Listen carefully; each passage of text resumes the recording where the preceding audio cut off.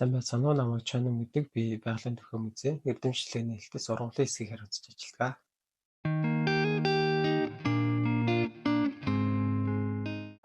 За музейн уран судлаач ямар ажил хийдэг вэ гэхээр музейн ургамлын санг баяжуулах, мөн түүн дээрээ тулгуурлан бүтээл, шинжлэх ухааны нийтлэл хэвлүүлэх, мөн үзүүр дээр тавигдж байгаа ургамлуудын дэглэлтэн дээр зөвлөгөө өгөх, тухайн ургамлаараа одоо хүмүүст танин мэдгүй мэдээлэл олгох тийм үндс үүрэгтэй.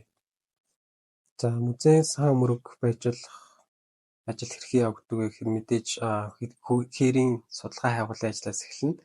Тэгэхээр бид нэр хээрийн судалгаагаар цуглуулсан ургамлаа одоо байгаль дээр ургаж байгаа өнгө хэлбэрийг ойлгох алдагдуулахгүй байдлаар 15-аас 20 орчим хоног хатаасны дараа зүйлийн түвшин тодорхойлж түүний дараа тухайн ургамлын хаяг тайлбарыг монгол латинээр болон тухайн ургамлын амьдрах орчин байршил зэргийг харуулсан одоо хаяг тайлбар бэлдсэний дараагаар сандаа хүлээлгэж өгснөөр ер нь бол энэхүү ажил маань дуусдаг.